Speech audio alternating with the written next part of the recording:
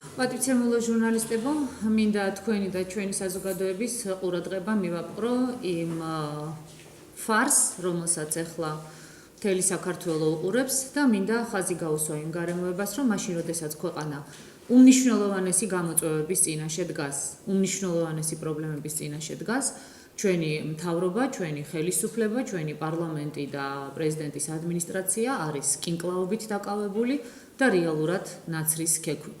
არც ერთ ამ სტრუქტურას არ სცალია იმისათვის, რომ ქვეყნის პრობლემებზე იფიქროს და ჩვენ ათლად ვხედავთ, რომ მათი მთავარი ამოცანა ერთმანეთისათვის ხელის გადაგრეხვა და მათი მთავარი ამოცანა ერთმანეთის ქილიკი.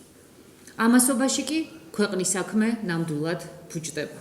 პირდაპირ უნდა ითქვას, რომ სამწუხაროდ ქართულმა ოცნებამ აირჩია ნაციონალური მოძრაობის გზა, დაუმალოს საქართველოს მოსახლეობის რეალური მდგომარეობა, დამალოს რეალური პრობლემები, აცხოვროს მოსახლეობა ვირტუალური მოლოდინის რეჟიმში და კვლავ ჩვენი ქვეყნის ინტერესები გადავიდეს მიასე ადგილზე.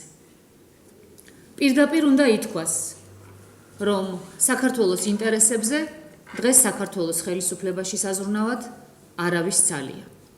პირდაპირ უნდა ითქვას, რომ ჩვენ გვატყუებენ ყველა მიმართულებით. არის ეს ეკონომიკური მიმართულება თუ ქვეყნის უმნიშვნელოვანესი საკითხი უსაფრთხოებასთან დაკავშირებით.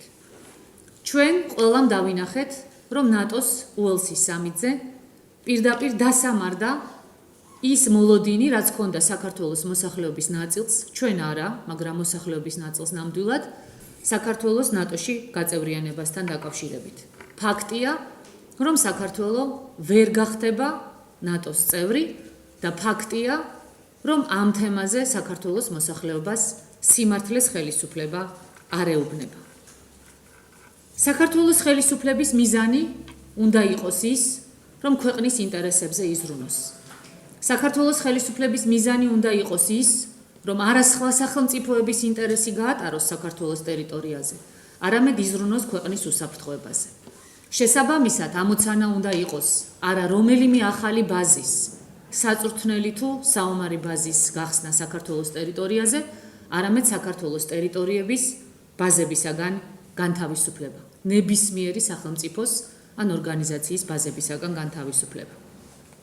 საქართველო შეიძლება ჩადგეს უმძიმესი რეალობის ვითარებაში, თუ გაგრძელდა ის პოლიტიკა, რასაც დღევანდელი ხელისუფლება აწარმოებს. საქართველო შეიძლება კიდევ უფრო მეტად გახდეს ორი სუპერსახელმწიფოს დაპირისპირების პოლიგონი, ქვეყანა გახდეს ტერიტორია, სადაც იქნება ორი დაპირისპირებული ბანაკის ბაზები და ქვეყანა ორ ნაწილად გაიხლიჩება. საქართველო უკვე დიდი ხანია კარგავს ტერიტორიებს და ეს გრძელდება ამ ხელისუფლების ხელშიც. საქართველოს რუკა, რეალური რუკა, დე-ფაქტო რუკა ყოველდღიურად პატარავდება, ოღონდ ამისთვის ჩვენს ხელისუფლებას არ სცალია. დიახ, არსებული რეალობიდან გამომდინარე. აუცილებელია, რომ საქართველოში რეალურად შეიცვალოს პოლიტიკა. ჩვენ გვატყუებენ, რომ ქვეყანა პრობლემებს აგვარებს. ჩვენ გვატყუებენ, რომ ქვეყანა ბაზარს ხსნის და ქართველი გლეხი თავისი შრომის ანაზღაურებას მიიღებს. ეს მოხდება მხოლოდ იმ შემთხვევაში, როდესაც ქვეყანას ექნება დაალაგებული პოლიტიკური ურთიერთობები, მხოლოდ მყარი სტაბილური ურთიერთობების შედეგად შეიძლება ბაზარი მყარად იქნეს გახსნილი ნებისმიერ ქვეყანასთან და მათ შორის რუსეთთან.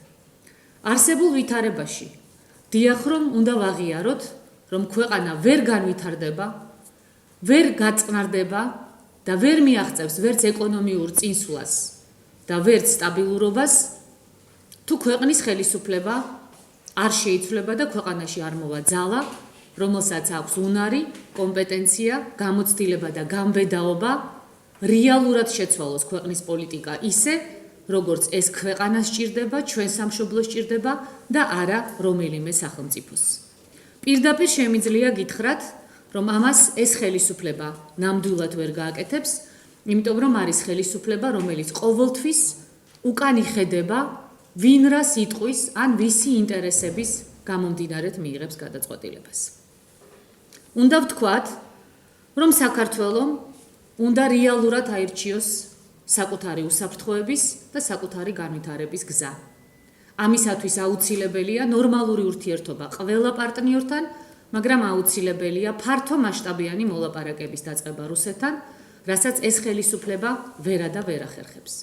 დიახ, ჩვენ უნდა ვთქვათ, რომ საქართველო ვერ შეძლებს თავისი სახელმწიფოებრივი ინტერესების განხორციელებას, თუ ჩვენ არ ვაწარმოეთ ფართო მასშტაბიანი მოლაპარაკება რუსეთთან, თუ ჩვენ არ დავარქვით ყველაფერს თავისი სახელი, თუ ჩვენ გავაგრძელეთ მოსახლეობისათვის თვალებში ნაცრის შეყრა და თუ არ ვუთხარით ჩვენს მოსახლეობას სიმართლე და თუ არ გადადგა ხელისუფლებამ რეალურად სერიოზული და გამბედავი ნაბიჯები.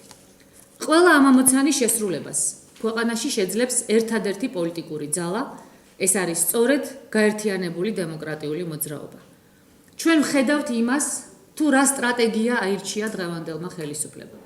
დღევანდელი ხელისუფლებისათვის, ისევე როგორც სააკაშვილის ხელისუფლებისათვის, მთავარია შეინარჩუნოს ძალაუფლება, ნებისმიერ ფასად, ტერიტორიის ფასად, ქვეყნის დაკნინების ფასად, ნებისმიერ ფასად შეინარჩუნოს ხელისუფლება და გამოკვეთილია საარჩევნო სტრატეგიაც, როდესაც მოსახლეობას აშინებენ.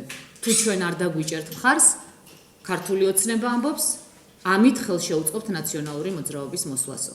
ეს ქართული ოცნების უუნარობის და უმოქმედობის ბრალი იქნება მხოლოდ და მხოლოდ ჩვენ ამას არ დავუშვებთ და სრული პასუხისმგებლობით ვაცხადებთ.